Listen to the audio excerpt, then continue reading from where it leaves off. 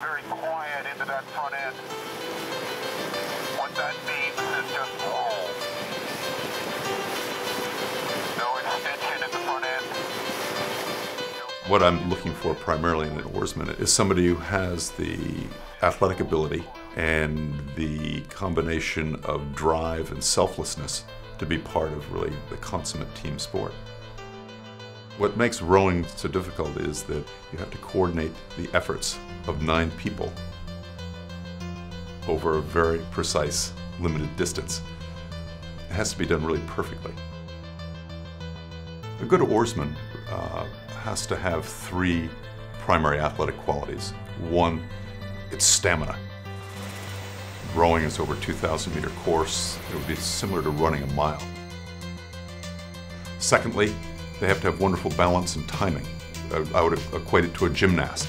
This boat is 60 feet long. It's on water. There's movement, and you have 2,000 pounds of oarsmen moving back and forth.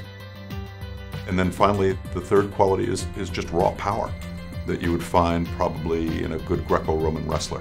Somebody who has great leverage and able to use that leverage to the athletic advantage.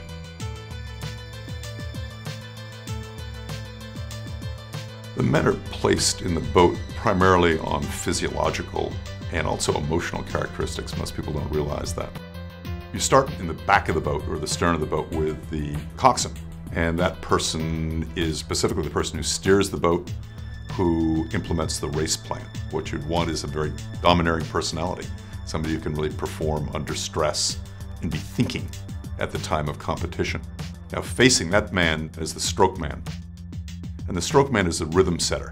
Usually what you have here is somebody who's a very, very highly skilled, fluid athlete. Behind the stroke man is number 7. And the 7 man is the person who can transmit that rhythm, take what he feels in front of him and reproduce that impeccably. And that person tends to be a very strong-willed person, but somebody who can follow. The 6 man, the 5 man, the 4 man, that's the engine room of the crew. These are your most powerful people in the boat. They tend to be the heaviest, the biggest, and the most powerful, and their satisfaction has to come from just really driving that boat along.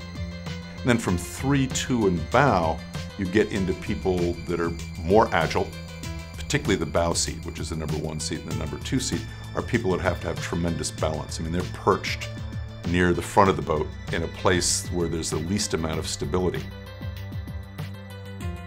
With crew, everyone has to do it, and everyone has to do it at just an incredibly high level. That's the deal. The ratio of time spent for actual racing is ridiculous, and there are no shortcuts. You can't say, well, we have a really strong guy, we'll counteract him with a really weak guy. Everyone has to be strong. You get cases of the I don't wannas, the I don't want to go down and do that, the I don't want to do that, coach, I just want to go back to the dock, but you got to keep doing it because you got other people depending on you. There's not a lot of room for egos or superstars. It's everybody working together. That's it, Kevin. Big work. Step front end, buddy. That's the step. Don't wait to accelerate. Step.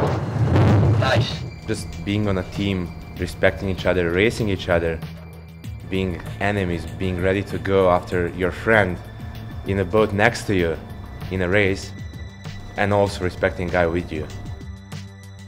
Some of the practices when the boat moves so well, I remember like early Wednesday morning, 6 o'clock, sun is not up there yet, but you just hear water beneath you. Shh. Oh God, that's great.